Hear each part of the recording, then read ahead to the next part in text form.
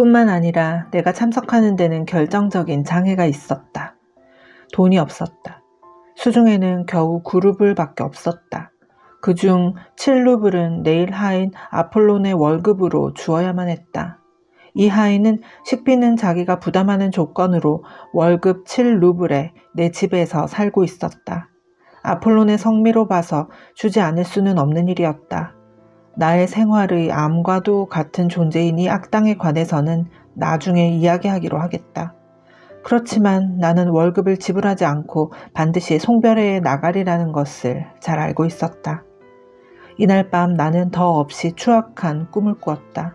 그도 그럴 것이 나는 학창시절의 징역살이 같은 생활의 회상에 밤새껏 고민했고 그것을 털어버릴 수가 없었으니 말이다. 나를 이 학교에 집어넣은 것은 먼 친척들이었다. 나는 그들이 시키는 대로 따랐지만 그러면서도 그들하고 무슨 관계가 있는지 전혀 알지 못했다. 그들은 잔소리에 시달린 결과 말수가 적어지고 노상의무한 눈초리로 주위를 살펴보게 된 고아인 나를 그 학교에 집어넣은 것이다. 동급생은 내가 그들 중의 아무하고도 닮지 않았다고 해서 아기에 찬 무정한 조소로 나를 맞았다. 그러나 나는 남의 조소를 참지 못하는 성미였다. 그들이 서로 간단히 친해지듯이 나는 아무와도 친해질 수가 없었다. 나는 곧 그들을 미워하고 모든 사람을 피해서 상처 입은 자존심 속에 틀어박히고 말았다. 그들의 거칠고 난폭한 언동이 더욱 나의 비위를 건드렸다. 그들은 나의 얼굴과 나의 보릿자루 같은 옷차림을 비웃었다. 그러나 그들 자신이 얼마나 바보 같은 얼굴들을 하고 있었는지 모른다. 이 학교에 들어가면 왜 그런지 얼굴 표정이 유달리 바보스럽게 되고 사람이 변한 것처럼 되어버리는 것이었다. 많은 미소년이 우리 학교에 들어왔지만 몇 년 지나는 동안에 모두들 보기에도 실증나는 얼굴로 변했다. 겨우 16살밖에 안 된 나이였으나 나는 눈살을 찌푸리고서는 그들의 얼굴을 허망한 눈으로 바라보았던 것이다. 이미 그때부터 그들의 천박한 사고방식과 그들의 공부, 놀이, 대화 등이 하나같이 우연한데 나는 놀라지 않을 수 없었다. 그들은 인간에게 필요 불가결한 것을 이해하지도 못하고 감격과 감탄을 느껴야 할 일에 전혀 무관심했으므로 자연히 나는 그들을 나 자신보다 낮은 수준의 인간이라고 생각하게 되었다. 이것은 상처 입은 자존심 때문이 아니다. 그러니 당신들은 제발 그 구역질 날만큼 실증나는 똑같은 말, 나는 그저 공상만 하고 있었지만 그들은 이미 그때부터 현실 생활을 이해하고 있었다 식의 상투적인 말로 나에게 설교하지 않기를 바란다. 그들은 현실 생활 같은 건 하나도 이해하지 못했다. 나를 무엇보다 붕괴시킨 것은 바로 그 점이었다. 현실을 옳게 이해하기는커녕 한눈에 뻔히 알 수 있는 현실을 그들은 어이없을 만큼 곡해해서 받아들임으로써 그때부터 이미 성공만을 기대하는 못된 버릇이 생겨버린 것이다.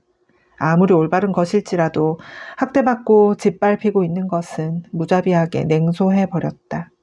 그들은 관등이 곧 지혜인 것처럼 생각했고 16살밖에 안 된 나이에 벌써부터 푹신한 자리를 공상하고 있었다. 물론 거기에는 천성의 우둔함과 유년시대와 소년시대를 통해서 그들을 둘러싸고 있던 좋지 못한 본보기가 적지 않게 작용했을 것이다. 그들의 음탕함은 추악하기 그지없었다. 물론 거기에도 거칠애인 인위적 냉소주의가 더 강했고 청춘과 신선함이 그 음탕 사이에서 반짝이고 있었던 것은 사실이지만 그러나 그들의 경우 그 신선함도 마음을 끄는 힘이 없고 어딘지 모르게 시들한 것으로 나타났다. 나는 진정 그들을 미워했지만 어쩌면 그들보다 내가 열등했는지도 모른다. 그들은 같은 태도로 나를 대하면서 혐오감을 감추려 하지 않았다. 그러나 나는 이미 그들의 애정 같은 건 원하지 않았다. 그보다는 그들의 굴욕을 끊임없이 갈망하고 있었다. 그들의 조소를 피하기 위해 나는 되도록 공부에 열중했고 그 결과 우등생 축에 끼어들 수 있었다. 이것은 그들에게 효과가 있었다. 뿐만 아니라 자기네들이 읽을 수 없는 책을 내가 이미 읽고 있으며 자기네들이 들을 일도 없고 이수 과목에도 들어있지 않은 지식을 내가 이해하고 있다는 것이 알려지게 되었다. 모두들 그것을 괴이한 일이라도 되는 것처럼 냉소의 눈으로 보고 있었지만 정신적으로는 나한테 굴복한 거나 다름없었다. 특히 선생들까지도 이 점에서 나에게 주의를 돌리게 된 후로는 더욱 효과가 있었다. 냉소는 없어졌으나 그 대신 적의가 남았다. 그리고 냉랭한 긴장관계가 고정되어 버렸다. 그러나 나중에는 나 자신이 버텨낼 수가 없게 되었다. 해가 갈수록 점점 사람이 그리워졌고 친구 교제를 바라는 마음이 더욱 강해졌다. 나는 몇몇 동급생에게 접근을 시도해보았다. 그러나 이 접근은 번번이 부자연스러운 것이 되어 저절로 소멸해버리는 것이었다. 한때는 친구 비슷한 것이 생기기는 했다. 그러나 나는 이미 마음속으론 폭군이 되어 있었으므로 한없이 상대방의 영혼을 지배하려 들었다. 나는 주위의 모든 것에 대한 모욕감을 그의 마음에 불어 넣어주려는 생각에서 오만한 태도로 완전히 주위의 세계와 인연을 끊을 것을 그에게 요구했다. 나의 열렬한 우정은 상대방을 당황시켜 마침내는 눈물을 흘리고 경련을 일으키게 하였다. 그는 영혼까지도 친구에게 바칠 만큼 순진한 사나이였지만 그가 모든 것을 나에게 바쳐버리자 나는 곧 그에게 실증을 느껴 이쪽에서 밀어내고 말았다. 결국 그가 나한테 필요했던 것은 그에게 이기고 그를 항복시키기 위한 데 지나지 않았던 것이다. 하지만 나는 모든 사람을 다 정복할 수는 없었다. 이 친구로 말하면 동료의 누구하고도 닮지 않은 보기 드문 예외적 존재였던 것이다. 졸업하고 나서 우선 내가 해치운 일은 예정했던 나의 전공 방면의 근무처를 포기하는 것이었다. 그것은 모든 굴레를 벗어버리고 저주스런 과거를 말소해버리기 위함이었다. 그런데 어쩌자고 이제 와서 시모노프 같은 놈을 찾아갔는지 나 자신이 알 수 없는 일이었다. 이튿날 아침 일찍이 잠이 깨기가 무섭게 나는 사뭇 흥분에 떨면서 뛰어 일어났다. 지금 당장 모든 것이 성취될 것 같이 마음이 설레는 것이었다. 오늘은 무언가 나의 생애를 통해 근본적인 전기가 온다. 반드시 온다고 확신하고 있었다. 익숙하지 못한 탓인지 모르겠지만 나는 한평생 아무리 부질없는 외면적인 사건이 일어나도 곧 무엇인가 일생의 근본적인 전기가 온다는 예감을 느끼곤 했다. 하기는 이날도 여느 때처럼 출근했지만 준비도 있고 해서 2시간쯤 일찍 조퇴하고 돌아왔다. 무엇보다 중요한 것은 딴 친구들보다 그곳에 먼저 가지 않는 일이라고 생각했다. 먼저 갔다가는 내가 기뻐서 날뛴다고 오해받을지도 모르기 때문이다. 그러나 그런 종류의 중요한 것이 너무나 많아서 그 때문에 녹초가 되도록 흥분되는 것이었다. 구두도 내 손으로 다시 한번 닦기로 했다. 아폴로는 무슨 일이 있어도 하루에 2번은 닦지 않는다. 그런 건 올바르지 않다고 거부할 것이다. 나는 어쩌다가 아폴론한테 들켜 나중에 멸시를 받지 않도록 살그머니 현관에서 소를 훔쳐내다가 손수 구두를 닦았다. 그리고 자세히 의복을 살펴본 결과 낡아서 온통 해져 있음을 발견했다. 내가 너무 무관심했던 탓이다. 관청의 제복은 좀 단정한 편인지 모르지만 제복을 입고 연회에 나갈 순 없지 않은가. 무엇보다 곤란한 건 바지 무릎팍 바로 위에 커다랗게 누런 얼룩이 져 있다는 사실이었다. 이 얼룩만으로도 이미 나의 위신은 90%까지 망쳐질 것임이 뻔했다. 물론 이런 생각을 한다는 것 자체가 천박하기 짝이 없는 일이라는 것은 나도 알고 있었다. 이제 와서 이런 생각을 한댔자 무슨 소용이 있는가. 이제부터 현실에 직면해야 할 판인데 이렇게 생각하니 자연히 의기소침해질 수밖에 없었다. 동시에 나는 이런 사실들을 너무 과장해서 생각하고 있다는 것도 잘 알고 있었다. 그러나 어쩔 수 없다. 나는 이미 자신을 억제할 수 없게 되었다. 오한으로 온몸이 와들와들 떨릴 지경이었다. 나는 절망 속에서 이렇게 상상해 보았다. 저 비열한 인간 즈베르코프는 잠옷 오만하고 냉랭한 태도로 날 대하겠지. 그 우둔한 트루돌리보프도 태연자약하게 경멸의 눈초리로 나를 바라볼 것이다. 벌레만도 못한 페르피치킨 녀석은 즈베르코프에게 아부하느라고 뻔뻔스럽고 매스꺼운 목소리로 히히거리며 웃을 것이다. 또 시모노프는 그것을 다 알고 있으면서 나의 우스꽝스런 허영심과 천박한 심사를 비웃을 것이다. 그리고 무엇보다 참을 수 없는 것은 그러한 모든 것이 더없이 비참하고 비문학적이고 저속하다는 점이다. 물론 처음부터 가지 않는 것이 좋은 줄은 알고 있다. 그러나 그것은 불가능한 일이었다. 나는 무엇인가에 한번 이끌리는 날엔 곤두박질로 뛰어들지 않고는 배겨내지 못하는 성미였다. 뭐야, 겁을 먹었구나. 현실이 두려운 거지. 겁쟁이 같으니 하고 한평생 두고두고 나 자신을 조소할 것이다. 그보다도 나는 결코 자신이 생각하고 있는 것 같은 겁쟁이가 아니라는 것을 그 망나니들에게 떳떳이 보여주고 싶은 마음을 억제할 수가 없었다. 더욱이 강렬한 열병 같은 발작 속에서도 나의 공상은 더욱 확대되어 나는 그들을 정복하여 개가를 올리고 고귀한 사상과 지성으로 그들을 매혹시켜야겠다는 얼토당토 않은 생각까지 하게 되었다. 그들은 모두 즈베르코프를 거들떠보지도 않게 된다. 그런데 즈베르코프는 한 구석으로 물러나 치욕을 느끼며 묵묵히 앉아있을 수밖에 없다. 이렇게 나는 즈베르코프를 압도해버리는 것이다. 그러고 난 후라면 그와 다시 화해하고 친구로서 건배를 들어도 좋다. 그러나 무엇보다 화가 나는 것은 실제로 그런 건 나한테 전혀 필요가 없을 일이라는 것을 미리부터 잘 알고 있다는 점이었다. 나는 결코 그들을 압도하거나 정복하거나 매혹하기를 원하는 건 아니다. 설사 그 목적을 달성했다 하더라도 그 결과는 나에겐 한 푼의 가치도 없다는 것을 나는 확실히 알고 있었다. 아, 이날 하루가 어서 빨리 지나가기를 나는 하느님께 얼마나 빌었는지 모른다. 형언할 수 없는 우수에 잠겨 나는 창가로 다가가서 창문을 열고 펑펑 쏟아지는 진눈깨비를 흐릿한 눈으로 바라보고 있었다. 마침내 싸구려 개종시계가 찍찍거리며 5시를 쳤다. 나는 모자를 집어들었다. 그리고 아침부터 월급 주기를 기다리면서도 그 바보 같은 고집 때문에 자기 쪽에서 먼저 말을 꺼내지 않고 있는 아폴론 쪽으로는 되도록 외면을 하면서 그의 옆을 빠져나와 한 길로 나섰다. 마지막 50코페이카를 털어 일부러 고급 마차를 잡아타고서 파리 호텔로 향했다. 전날부터 나는 거기에 내가 제일 먼저 도착하리라는 걸 알고 있었다. 그러나 맨 먼저 가고 안 가고 따위는 문제가 아니었다. 그들은 아무도 와 있지 않았을 뿐더러 예약한 좌석을 찾아내는데 무척 애를 먹었다. 테이블 준비도 전혀 되어 있지 않았다. 이건 어떻게 된 판인가? 애써 물어본 끝에 간신히 급사한 데서 안 것은 회식은 5시가 아니라 6시로 약속됐다는 것이었다. 식당 측에서도 6시가 틀림없다고 단언했다. 물어보는 것조차 부끄러울 지경이었다. 이제 겨우 5시 25분이었다. 만약에 그들이 시간을 변경했다면 무슨 일이 있어도 마땅히 알려줘야 할 게 아닌가. 그런 때 이용하라고 속달 우편이라는 것도 있다.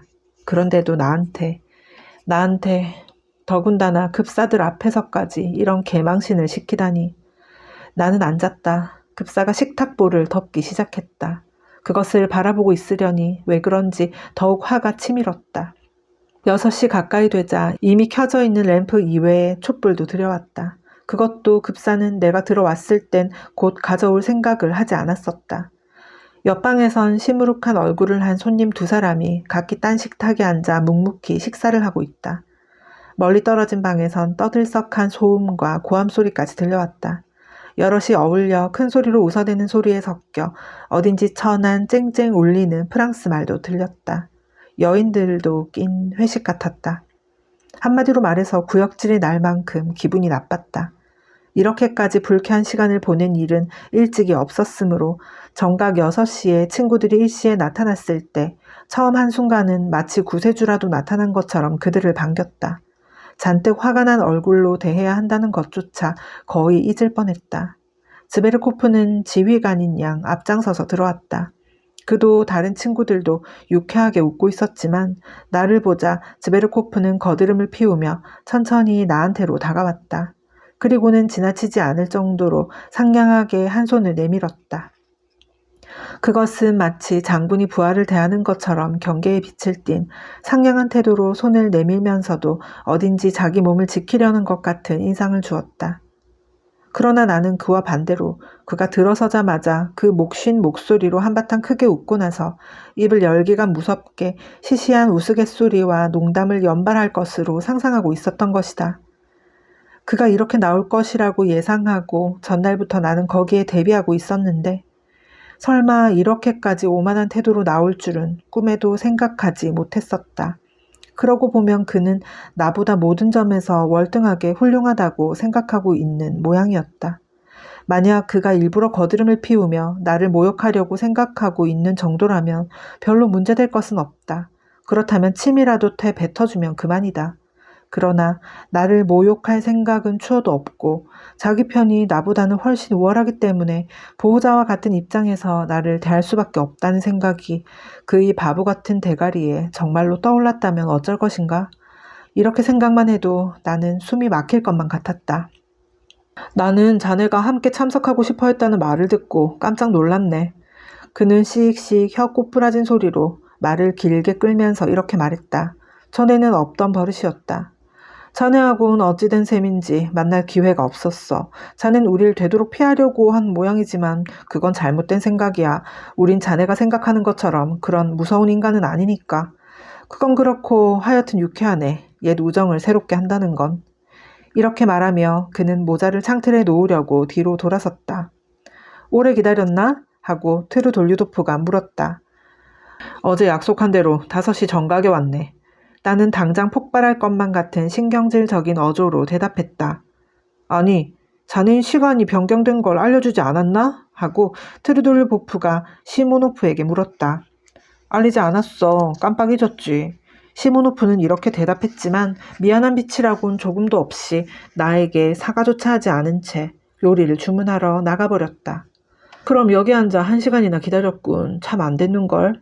즈베르코프는 조소하듯이 소리쳤다. 하긴 그의 생각으론 그것은 몹시 우스꽝스러운 일이었을 것이다. 그 뒤를 이어 페르피츠킨 녀석이 천한 강아지 같은 목소리를 내어 깔깔거리며 웃어댔다. 내가 그런 꼴을 당한 게 재미있어 못 견디겠다는 투였다. 뭐가 그렇게 우스워? 나는 더욱 화를 내면서 페르피츠킨에게 소리쳤다.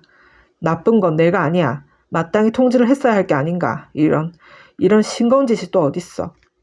싱거울 정도가 아니지 그 이상이야 하고 순진하게 나의 편을 들면서 트루돌리보프가 중얼거렸다. 자넨 너무 얌전해. 그런 신뢰가 또 어딨어. 그야 계획적으로 한 짓은 아니겠지만 그런데 어째서 시모노프가 만약 내가 그런 일을 당했다면 하고 페르피츠킨이 끼어들었다. 난 가만 안 있을 거야. 그럼 뭘 주문하지. 우릴 기다릴 것 없이 주문하지 않고. 말해두지만 나는 누구의 허락을 받지 않아도 그렇게 할 수 있었어. 하고 나는 잘라 말했다. 내가 그냥 기다린 건 다름이 아니라. 자, 다들 자리에 앉으라고. 이때 그 자리에 들어온 시모노프가 소리쳤다. 준비는 다 됐어. 샴페인은 내가 보증하지. 아주 시원하게 해놓았더군.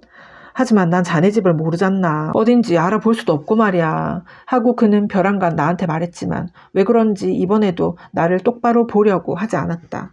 분명히 그에겐 떳떳지 못한 데가 있어 보였다. 그러고 보니 어제 헤어진 뒤에 무언가 꾸민 모양이었다. 모두들 자리에 앉았다. 나도 앉았다. 테이블은 원탁이었다. 나의 왼쪽에는 트르돌리보프, 오른쪽에는 시모노프가 자리를 잡았다.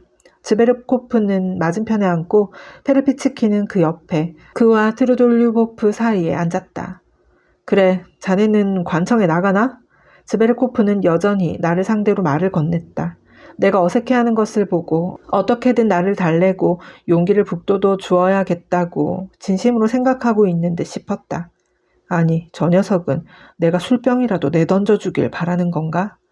나는 속에서 화가 불끈 치밀어 오르는 걸 느끼면서 생각했다. 이런 장소에 익숙지 못한 탓인지 곧 신경이 곤두서곤 했다. 나가고 있지. 나는 접시에서 눈을 떼지 않고 퉁명스럽게 대꾸했다. 그래? 거기가 더 좋은가? 전의 직장은 왜 그만두게 됐었지? 그만두게 된 건 실증이 났기 때문이야. 나는 거의 자제력을 잃고 그보다 3배나 길게 말끝을 끌며 이렇게 대답했다. 페르피츠키는 픽 웃었다. 시모노프는 비웃는 눈으로 흘끔 나를 보았다. 트르돌리보프는 먹기를 중단하고 호기심에 찬 눈으로 나를 훑어보았다. 즈베르코프는 저기 불쾌한 모양이었으나 내색을 하지 않으려고 했다. 그래서 실속은 어떤가? 실속이라니? 월급 말이지 뭔가. 자넨 구두 시험을 하고 있는 건가? 이렇게는 말했지만 결국은 내가 받는 금액을 솔직히 털어놓고 말았다. 나는 얼굴이 홍당무가 되었다. 별로 넉넉지가 못하군 그래. 즈베르코프는 거만하게 말했다. 그 정도의 월급 가지고는 카페 레스토랑에서 식사를 할 수는 없겠군. 페르피치킨까지 뻔뻔스러운 어조로 덧붙였다. 내가 보기엔 넉넉지 못한 정도가 아니라 수준 이하의 박봉이군 하고 틀을 돌리보프는 진심으로 말했다. 자넨 몰라보게 여유였군 그래. 많이 변했어. 하도 오랜만이어서. 즈베르코프는 동정의 빛을 띠고 얼굴과 옷차림을 훑어보면서 이렇게 덧붙였으나 그 어조에는 어딘지 빈정거리는 투가 섞여 있었다. 그렇게 말하면 저 친구가 어리둥절해질걸? 페르피츠킨이 히히거리면서 또 끼어들었다. 이봐, 누가 어리둥절하다는 거야? 마침내 나는 발끈 화를 내고 말았다. 잘 들어두게. 난 여기서 카페 레스토랑에서 내 돈 내고 식사를 하고 있어. 남의 돈으로 먹는 게 아니란 말이야. 똑똑히 알아두게. 무슈 페르피츠킨. 뭐라고? 그럼 여기서 누가 자기 돈 내지 않고 먹는 자라도 있단 말인가? 자넨 마치. 페르피츠키는 구운 가지처럼 얼굴이 새빨개져서 살기등등한 눈으로 나를 노려보며 이렇게 대들었다. 아무것도 아니야. 내 말이 좀 지나친가 보다 생각하면서 나는 대답했다. 그보다 좀 더 고상한 대화를 나누는 게 좋겠다는 것뿐이지. 보아하니 자넨 자기의 지혜를 뽐내 보이고 싶은 모양이군. 걱정 말게. 이런 자리에서 그래 봤댔자 아무 소용도 없을 테니까. 어쩌자고 그렇게 큰 소리로 떠드는 거야? 응? 설마 관정생활을 하다가 머리가 돌아버린 건 아니겠지? 그만들 두라고. 즈베르코프가 위험있게 소리쳤다. 처치 곤란한 친구로군 하고 시모노프가 중얼거렸다. 정말 되먹지 않았어. 우린 친구의 송배를 하기 위해 친한 친구끼리 모인 거야.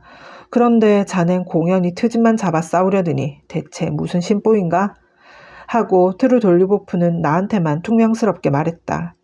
자넨 이를테면 불청객이나 다름없잖나. 그러니 다른 사람의 기분을 망치지 않도록 조심해줘야지. 그만 이제 그만 하고 즈베르코프가 호통을 쳤다. 그만들 두라니까. 그런 얘긴 이 자리에 어울리지 않아. 그것보다 내가 그저께 하마터면 결혼을 할 뻔한 이야기나 할까? 여기서 이 친구가 그저께 어떻게 해서 하마터면 결혼할 뻔했느냐는 우스꽝스런 얘기가 시작되었다. 허나 결혼 비슷한 이야기는 한마디도 나오지 않았다. 이야기 속에는 장군이니 대령이니 시종 무관이니 하는 사람들의 이름이 마구 튀어나오고 즈베르코프 자신은 그들 사이에서 마치 우두머리 격인 것 같은 말투였다. 그러자 그것을 부채질하듯 좌중에서는 웃음소리가 터져나왔다. 페르피츠킨 여성은 괴상망측한 소리로 연신 낄낄거렸다. 나는 완전히 짓밟힌 꼴로 풀주고 앉아있었다. 아, 이것이 과연 내가 교제할 만한 친구들이란 말인가 하고 나는 생각했다. 뭐 때문에 나는 이따위 인간들 앞에서 바보구실을 하고 있을까? 페르피츠킨 녀석이 함부로 그런 소리를 하는 걸 듣고도 나는 가만 앉아 있어야 하는가? 이 녀석들은 나를 참석시킨 게 무슨 큰 명예라도 나한테 부여한 것처럼 생각하는 모양이지만 정말로 명예를 부여한 건 이쪽이 아닌가? 하지만 녀석들이 그걸 알 리가 없지. 뭐 날 보고 여위였다고? 옷차림이 형편없다고? 아, 이 바지. 즈베르코프 녀석은 아까 내 무릎팍 위에 누런 얼룩을 흘끔흘끔 보고 있었다. 도대체 여기서 꾸무럭거릴 필요가 있는가 말이다. 당장 자리를 차고 일어나서 모자를 집어들고 아무 말 않고 그냥 나가버리자. 그것으로 경매를 표시하는 거다. 그리고 내일은 결투를 신청해야지. 짐승만도 못한 놈들 같으니 7루블의 회비쯤 아까울 건 없다. 7루블 정도는 문제가 아니야. 지금 당장 나가버리자. 그러나 물론 나는 그대로 남아있었다. 나는 홧김에 포도주와 과실주를 큰 컵으로 마구 마셨다.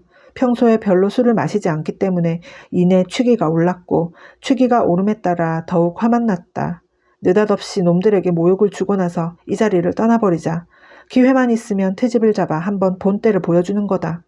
우스꽝스러운 놈이지만 머리는 좋다는 말을 하지 않을 수 없게 해야지. 그리고 한마디로 말해서 이런 놈들은 아무것도 아니다. 나는 취기로 흐릿해진 눈으로 좌중을 둘러보았다. 그러나 그들은 이미 나의 존재 같은 건 잊고 있는 듯 싶었다. 그들은 흥겹게 떠들어댔다. 이야기는 주로 즈베르코프가 했다. 나는 귀를 기울였다. 즈베르코프는 꽃처럼 아름다운 어느 여성의 얘기를 하고 있었다. 그는 마침내 이 여성으로 하여금 자기에게 사랑을 고백하도록 만들었는데 이 사랑이 이루어지도록 적극적으로 그를 도운 것은 3,000명의 농노를 가진 공작으로 그의 친구인 콜랴라는 경기병 장교였다는 것이다. 그럼 그 3,000명의 농노를 가진 콜레라는 자네 친구는 왜 오늘 여기 오지 않았나? 자네를 위한 송별회가 아닌가? 나는 불쑥 끼어들었다. 모두들 잠시 입을 열지 못했다. 자넨 벌써 취했는가 보군. 트루돌리보프가 곁눈으로 나를 흘겨보며 이제서야 마지못해 내 존재를 인정한 듯이 이렇게 말했다. 지베르코프는 무슨 벌레 새끼라도 보는 것 같은 눈으로 말없이 나를 아래 위로 훑어보았다. 나는 눈을 내리깔았다. 시모노프는 황급히 일동의 술잔에 샴페인을 따르기 시작했다. 트루돌리보프가 잔을 높이 쳐들었다. 그러자 나를 제외한 나머지 친구들도 일제히 잔을 들었다. 자네의 건강과 무사한 여행을 기원하는 뜻에서. 트루돌리보프가 지베르코프를 보며 소리쳤다. 그리고 우리들의 과거와 미래를 축복하는 뜻에서 건배하세, 우라. 모두들 잔을 비우고 나서 지베르코프와 포옹하고 키스를 나누었다. 나는 꼼짝도 하지 않았다. 내 앞에는 입에 대지도 않은 샴페인 잔이 그대로 놓여 있었다. 자넨 그걸 마시지 않을 작정인가? 더 이상 참지를 못하겠는지 트루돌리보프가 나를 돌아보고 호통을 쳤다. 나는 우선 한마디 인사의 말부터 하고 나서 그 다음에 건배하겠네. 밉살스럽게 노는군 하고 시모노프가 중얼거렸다. 나는 가슴을 쭉 펴고 앉아서 이상한 흥분을 느끼며 술잔을 손에 들었으나 무슨 말을 할 것인지는 그때까지는 나 자신도 몰랐다. 조용히! 페르피츠킨이 소리쳤다. 이제부터 일장 연설이 있을 모양이니까. 지베르코프는 일이 어떻게 되어가는지를 알아챘는지 점잔을 빼고 기다리고 있었다. 지베르코프 중위 하고 나는 시작했다. 우선 양해를 구할 것은 나는 공허한 미사 여구와 그런 걸 늘어놓는 자들을 그리고 몸에 꼭 끼는 유행복 같은 걸 무엇보다도 싫어한다는 점이야. 다음으로는 좌중의 동요가 일어났다. 다음으로는 교태를 부리는 여성들과 그 꽁무니를 쫓아다니는 자들이 구역질 날 만큼 싫다 이거야. 특히 후자가 더욱 가증스럽다고 생각해. 또 그 다음으로는 진실과 성의와 결백을 사랑한다는 점이야. 나는 거의 기계적으로 말을 계속했다. 그도 그럴 것이 무엇 때문에 이런 소리를 짓거리는지 나 자신도 알 수가 없었을 뿐더러 일종의 공포감에 휩싸여 온몸이 얼음처럼 싸늘해오는 것을 느꼈기 때문이다. 나는 사상을 사랑하네. 무슈 지베르코프. 내가 사랑하는 건 대등한 관계에 기초를 둔 참된 우정이지. 결코 내가 사랑하는 건 아무래도 좋아. 나는 자네 건강을 축복하는 뜻에서 건배하겠네. 무슈 지베르코프. 모쪼록 체르케스 아가씨들을 많이 유혹하고 조국의 적들에겐 총알을 많이 먹여주기 바라네. 그리고 자네 건강을 축복하네. 무슈 지베르코프. 지베르코프는 나의 인사말에 답하는 뜻으로 자리에서 일어났다. 감사하네. 그는 이렇게 말은 했지만 속으론 무척 불쾌한지 얼굴빛마저 새파랬다. 망할 자식 같으니. 트루돌리보프는 테이블을 주먹으로 내리치며 신음하듯 내까렸다. 더 이상 참을 수가 없다. 저런 소리를 하는 놈은 뺨따기를 한데 갈겨줘야 해. 페르피츠킨이 소리쳤다. 쫓아내버려. 시모노프도 한마디 했다. 조용히. 손가락 하나라도 움직이면 안 돼.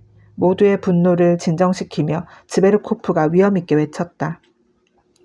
자네들의 호의는 감사하지만 나로서는 얼마나 이 친구의 말을 존중하는가를 스스로 증명해 보일 테니까. 페르피츠킨, 자네가 방금 한 말에 대하여 내일이라도 곧 내가 만족할 만한 조치를 취해야 할 걸세. 나는 확고한 태도로 페르피츠킨 쪽을 향해 이렇게 엄명했다.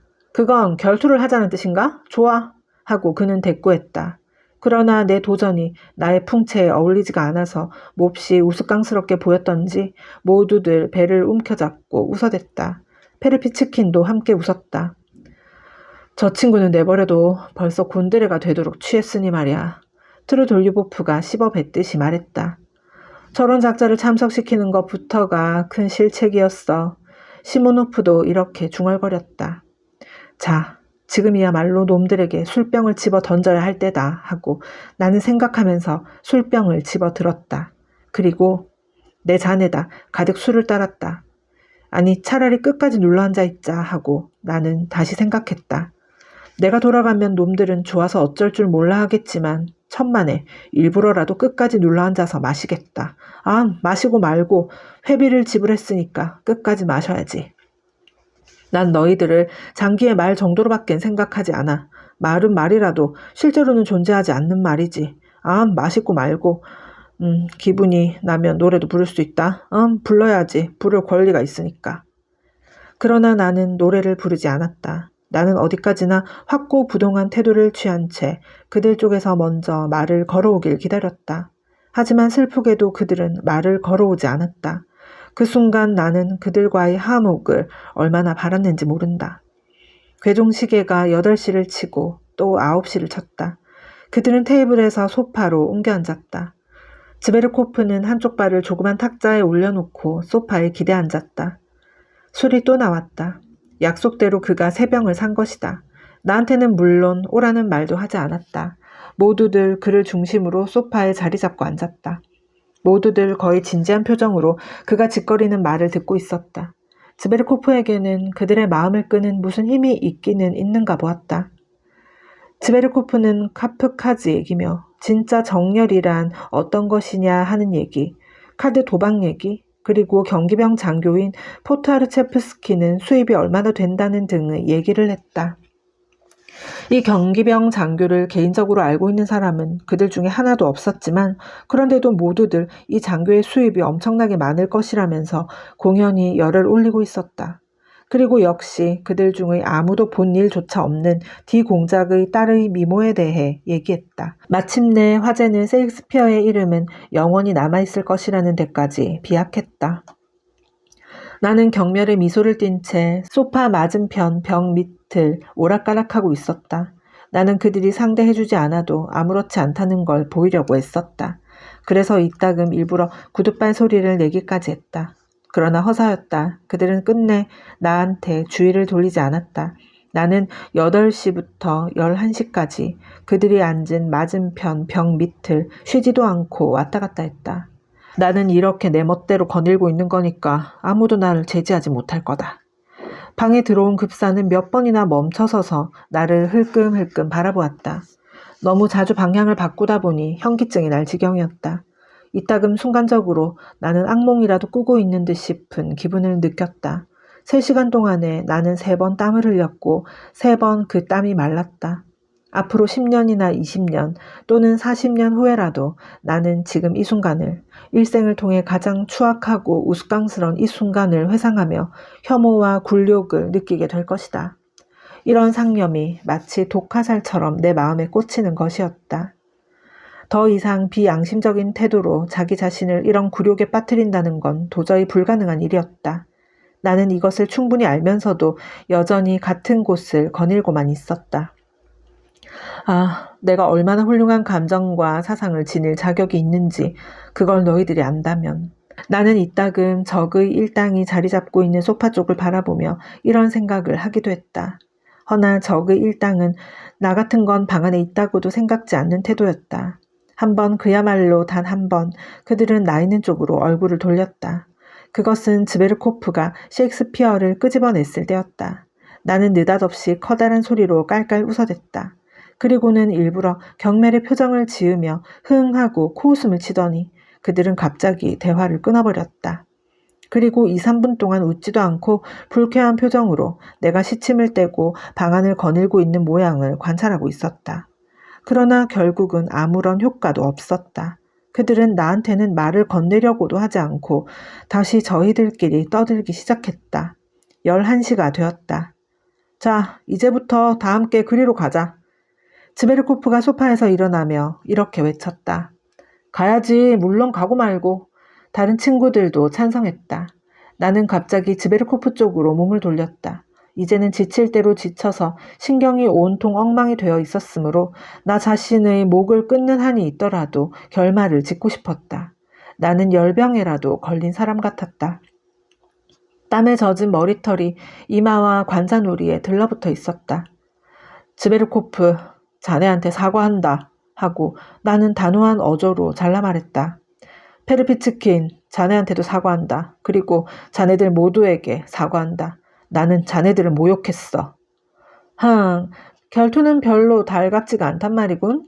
페르피츠킨이 이 사이로 밀어내듯 아기에 찬 어조로 대꾸했다. 나는 심장이 푹 찔리는 듯 싶은 느낌이었다.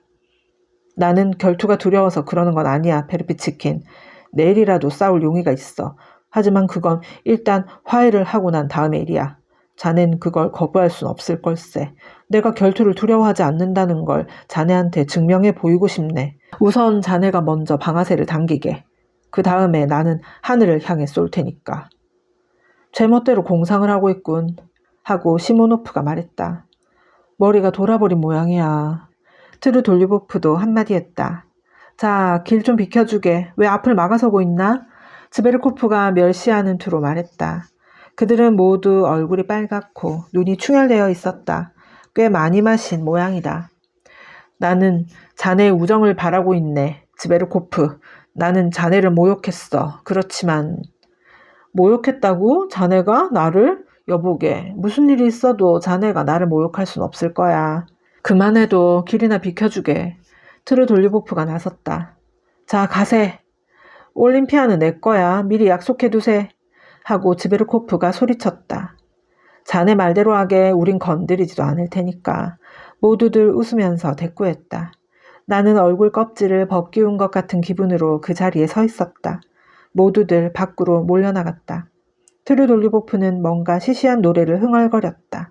시모노프는 급사에게 팁을 주려고 잠시 뒤에 처졌다. 나는 급히 다가갔다. 시모노프, 나한테 6루블만 구워주게. 나는 다짜고짜 이렇게 말했다. 그는 몹시 놀랐는지 이상한 눈으로 나를 바라보았다. 그도 꽤 취한 것 같았다. 그럼 자네도 우리와 함께 거기에 가겠단 말인가? 가고 말고. 난 돈 가진 게 없네. 그는 딱 잘라 말하고는 그냥 밖으로 나가려 했다. 나는 그의 외투 소매를 붙잡았다. 시모노프, 난 자네가 돈을 갖고 있는 걸 보았어. 그런데 왜 내 부탁을 거절하나? 내가 믿지 못할 건달놈이란 말인가? 무엇 때문에 내가 자네한테 이런 부탁을 하는지, 그걸 자네가 안다면. 나의 장래도 나의 모든 계획도 전부가 여기 달려있단 말일세. 시모노프는 돈을 꺼내더니 팽개치듯이 나한테 주었다. 자, 밖에. 자네가 그토록 뻔뻔스러운 인간이라면 말이야. 그는 무자비하게 내뱉고는 친구들의 뒤를 쫓아 달려갔다. 나는 잠시 혼자서 남아있었다. 방 안은 온통 난장판이었다. 먹다 남은 요리 접시, 방바닥에 흩어진 술잔, 담배꽁초, 머릿속에 가득 찬 취기와 악몽과도 같은 망상, 가슴속의 괴로운 우수, 그리고 이 모든 것의 목격자로서 의아한 눈초리로 날 쳐다보고 있는 급사. 그리로 가는 거다. 나는 속으로 외쳤다. 놈들이 모두 무릎을 꿇고 내 다리를 끌어안으면서 우정을 애원하든가 아니면 내가 즈베르코프의 뺨따기를 갈겨주든가 둘 중에 하나다. 이게 바로 그거다. 마침내 현실과 맞부딪혀야 할 때가 온 것이다. 황급히 층계를 달려 내려오며 나는 속으로 중얼거렸다. 이건 교황이 로마를 버리고 브라질로 떠나는 것과는 비교도 안 된다. 이젠 코모 호수에 무도회니 뭐니 하고 있을 때가 아니다. 너는 비열한 놈이 아니냐라는 생각이 내 머릿속을 스쳐갔다. 지금 그걸 비웃고 있으니 말이다. 상관없다. 나는 자문자답을 계속했다. 이제 모든 것이 다 엉망이 되어버린 거다. 그들의 모습은 이미 찾아볼 수도 없었다. 그러나 그건 문제가 아니었다. 그들이 갈 곳이 어딘가는 뻔한 일이었다. 현관 앞에는 허름한 외투를 입은 전세 마차꾼 하나가 손님을 기다리고 있었다. 여전히 퍼붓는 미지근한 진눈깨비를 맞아 온몸이 하얗게 보였다. 주위에는 수증기가 자욱해서 숨이 막혀오는 것 같았다.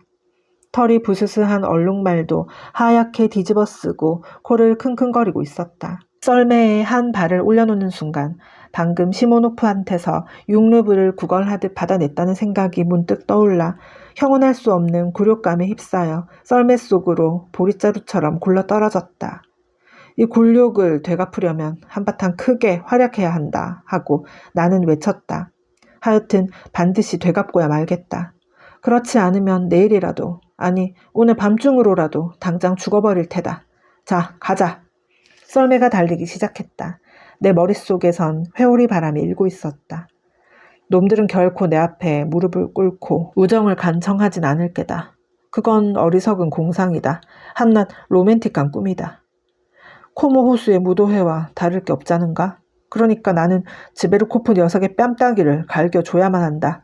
무슨 일이 있어도 꼭 그렇게 해야 한다. 자, 이것으로 결정되었다. 나는 지금 놈의 뺨을 갈겨주기 위해 달려가고 있는 거다. 이봐 마부, 좀 더 빨리 몰게. 마부는 말고삐를 낚아챘다. 들어가자마자 갈겨줘야지. 아니, 갈겨주기 전엔 서론격으로 몇 마디 할 필요는 없을까? 없다. 들어가기가 무섭게 다짜고짜 후려 갈기는 거다. 놈들은 모두 홀에 앉아있을 테니까. 즈베르코프는 올림피아를 옆에 끼고 소파에 앉아있겠지? 고 여우 같은 올림피아년. 그녀는 언젠가 내 얼굴을 보고 깔깔 웃으며 나를 밀어냈겠다. 그녀의 머리채를 움켜쥐고 흔들어줘야지. 그리고 즈베르코프 녀석은 양쪽 귀를 잡아 비틀어줘야 해. 아니, 한쪽 귀만 잡고 방안을 한 바퀴 끌고 가는 게 좋겠다. 놈들은 일제히 나한테 덤벼들어 몰매를 때리고 밖으로 차낼는지도 모른다. 아니, 틀림없을 게다. 하지만 문제가 아니다. 어쨌든 내가 먼저 뺨따기를 갈겼으니까 나한테 선취권 있지 않은가? 그것으로 상대방은 이미 치욕에 낙인이 찍힌 셈이니까 아무리 나를 때려봐야 이 낙인을 자기 얼굴에서 지워버릴 순 없는 것이다. 그걸 지우는 방법은 결투밖엔 없으니까. 그놈은 결국 나한테 결투를 신청해야 할 게 아닌가. 좋다. 오늘 밤은 놈들한테 실컷 매를 맞아주자. 어차피 배은 망덕한 놈들이니까. 특히 트루돌보프 녀석은 기를 쓰고 때리겠지. 힘이 굉장히 센 놈이니까. 페르피츠키는 옆에서 달려들어 내 머리털을 쥐어뜯을 게다. 하지만 상관없다. 그리로 가기로 한 이상 그런 것쯤은 이미 각오한 바가 아닌가. 아무리 놈들이 돌대가리를 하더라도 이번만은 이 사건의 비극적 의미를 이해할 것이다. 나는 문 밖으로 끌려나가며 놈들이 내 새끼손가락만한 가치도 없다는 걸 큰 소리로 말해줘야 한다. 자, 빨리 가자. 좀 더 빨리. 마부는 흠칫 놀란 듯이 채찍을 크게 휘둘렀다. 내일 새벽엔 결투를 할 것이다. 이건 이미 기정사실이다. 관청도 영원히 안녕이다. 그런데 권총은 어디서 구한다? 그런 것쯤 문제 아니다. 월급을 갑을 받아서 사면 되니까. 그럼 화약은? 탄화는? 이건 이페인이 할 일이다. 하지만 이런 준비를 내일 새벽까지 완료할 수 있을까? 더구나 이페인은 어디서 데려온단 말인가? 나한텐 친지라곤 하나도 없지 않은가? 나는 더 한층 기를 쓰며 외쳤다. 그까짓 것쯤 어려울 것 없잖나. 아무나 길에서 만나는 사람에게 부탁하면 된다. 그 사람은 마땅히 나의 이페인이 되어줄 의무가 있는 거다. 물에 빠져 죽게 된 사람을 건져내야 할 의무가 있는 것과 같은 이치다. 만약에 내가 내일이라도 과장을 붙잡고 이페인이 되어달라고 부탁한다면 과장은 마땅히 기사도 정신해서 거기 응해야 하며 또한 비밀을 보장할 의무가 있는 것이다. 과장인 안톤 안토노비치는 나는 이 순간 나 자신의 상상이 비길 데 없이 추악하고 어리석다는 것을 이 세상의 누구보다도 똑똑히 느끼지 않을 수 없었다. 이봐, 좀 더 빨리 몰라고, 좀 더 빨리. 예, 나으리님. 시골 출신인 듯 싶은 건장한 몸집의 마부는 시원스레 대답했다. 나는 갑자기 온몸에 찬물을 뒤집어 쓴 것 같은 느낌이었다. 그보다도 차라리 이 길로 곧장 집에 돌아가는 편이 좋지 않을까? 아, 어쩌자고 나는 어제 그따위 모임에 참가하겠다고 했을까. 하지만 안 된다. 그런 일은 참을 수 없다. 무려 3시간이나 벽 밑을 혼자 어슬렁거리며 거닐다니. 아니, 놈들이다. 바로 그 놈들이 나의 그 수치스러운 산책의 보복을 받아야 한다.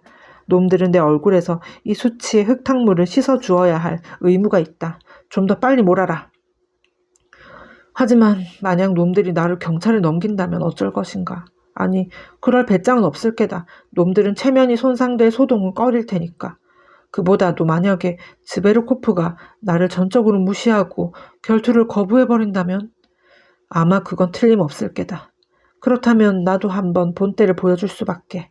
내일 그 녀석이 출발하는 시간에 역으로 달려가서 녀석이 마차에 오르려는 찰나에 발목을 잡아 끌어내리는 거다.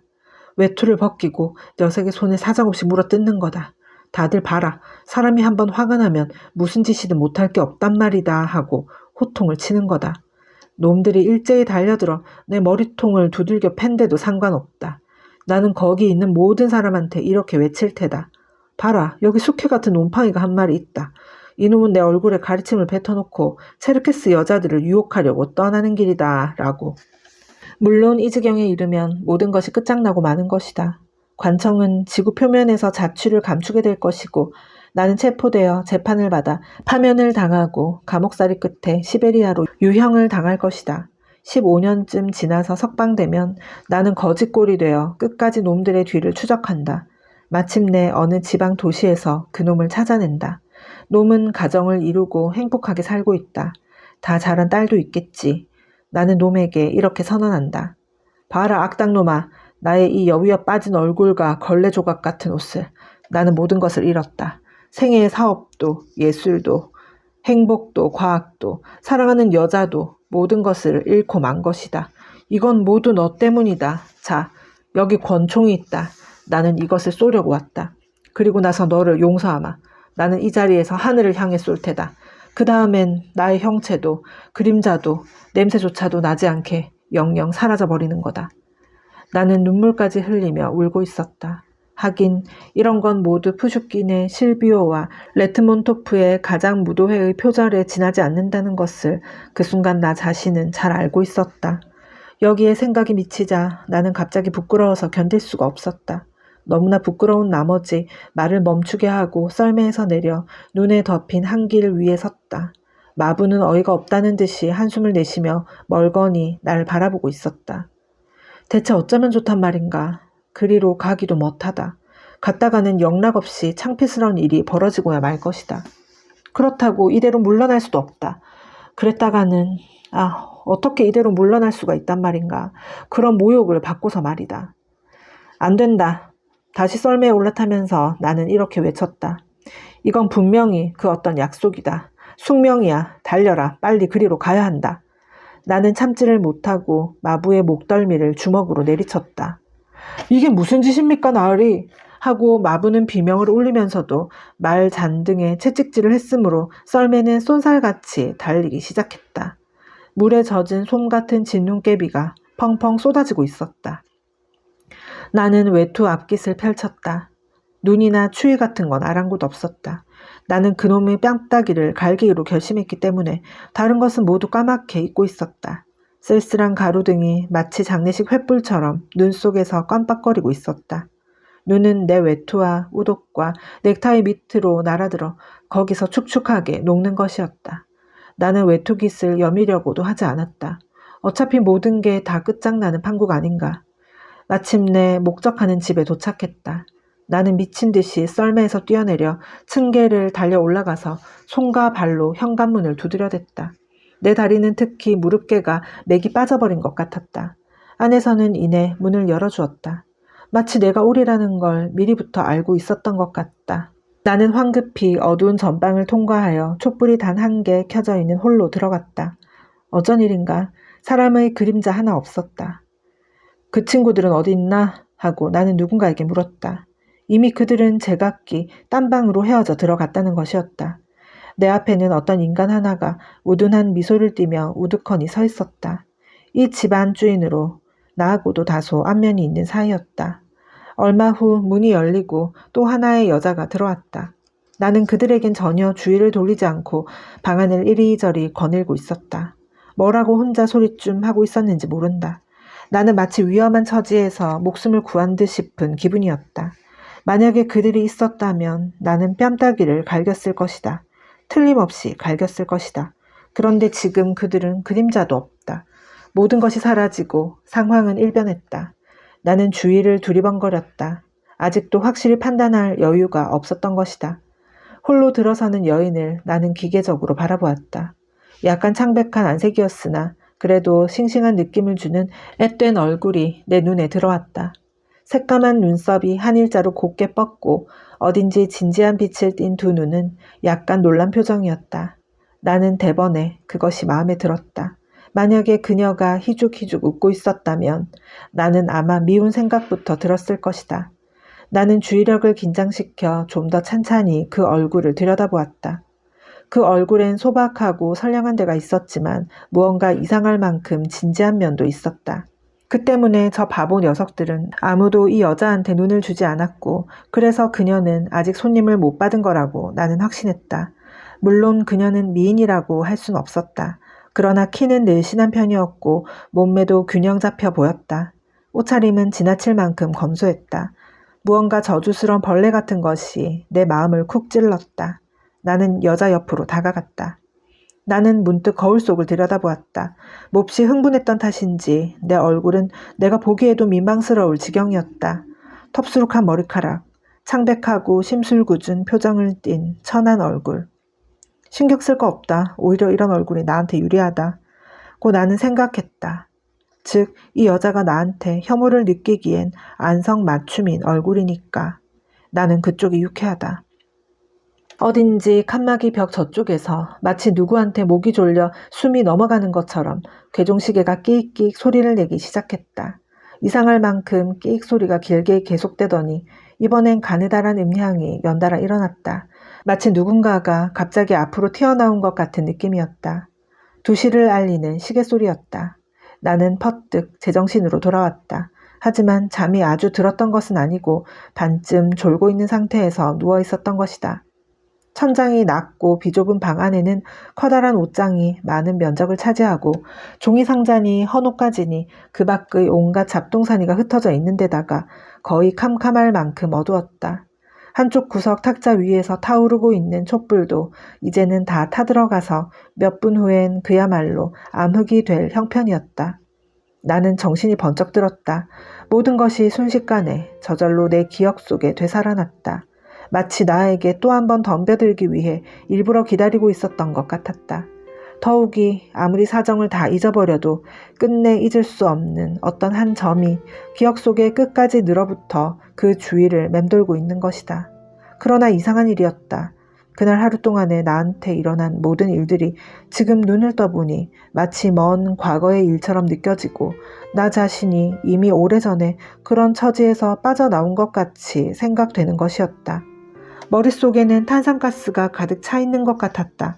무엇인가 머리 위를 빙빙 돌면서 내 신경을 건드려 흥분시키기도 하고 불안을 불러일으키기도 했다. 우수와 분노가 다시금 가슴속에 끓어오르며 출구를 찾고 있었다. 그때 나는 문득 내 곁의 초롱초롱한 2 눈을 보았다. 그 눈은 호기심을 띠고 나를 찬찬히 바라보고 있다. 차가운, 무관심한, 아무런 인연도 없는 생소한 시선이어서 그것을 보고 있으면 어쩐지 마음이 무거워지는 것 같았다. 우울한 상념이 고개를 쳐들고 일어나 기분 나쁜 감각처럼 온몸을 기어다녔다. 마치 낡은 집의 습기찬 마루 밑에 기어 들어갔을 때와 흡사한 느낌이었다. 그녀의 2 눈이 이제 와서야 나를 자세히 관찰하려 든다는 것이 어쩐지 부자연스럽게 느껴졌다. 나는 2시간 동안이나 이 여자한테 한마디도 말을 건네지 않았을 뿐 아니라 그럴 필요는 추호도 없다고 생각하고 있었던 것 같다. 이런 것도 기억에 떠올랐다. 그러니까 조금 전까지만 해도 이 무언의 대결이 내 마음에 들었던 모양이다. 그런데 지금 갑자기 나 자신의 음탕이 거미새끼처럼 추하고 저주스럽게 여겨졌다. 참다운 사랑의 결실이어야 할 행위를 애정도 없이 뻔뻔스럽고 거친 태도로 다짜고짜 계시하다니 이 얼마나 추악한 짓인가. 그녀와 나는 이렇게 오랫동안 서로의 얼굴을 바라보고 있었다. 그러나 그녀는 내 시선을 받으면서도 눈을 내리깔려고도 그 표정을 바꾸려고도 하지 않았으므로 마침내 나는 호흡에 곤란을 느낄 지경이었다. 이름은 뭐라고 하지? 나는 될 수 있는 대로 빨리 끝장을 내려고 쥐어짜는 듯한 목소리로 물었다. 리자예요. 그녀는 거의 속삭이듯 대답했으나 그 어조는 어쩐지 퉁명스럽게 들렸다. 그녀는 딴 데로 시선을 돌렸다. 나는 얼마 동안 잠자코 있었다. 날씨가 왜 이 모양인지 진눈깨비가 퍼붓고 진저리가 난다니까. 한 손을 뒤로 돌리고 천장을 응시하면서 혼자 소리처럼 말했다. 대답이 없었다. 여기 베테르부르크 출신인가? 한참 만에 나는 여자 쪽으로 얼굴을 돌리며 이렇게 물었다. 아니요. 어디서 왔어? 리가에서 왔어요. 그녀는 마지못해 대답했다. 그럼 독일 사람인가? 러시아 사람이에요. 여기 온 지 오래됐어? 어디요? 이 집에 말이야. 2주일쯤 됐어요. 그녀의 어조는 점점 무뚝뚝해졌다. 촛불도 다 타버려서 이제는 그녀의 얼굴을 분간할 수조차 없었다.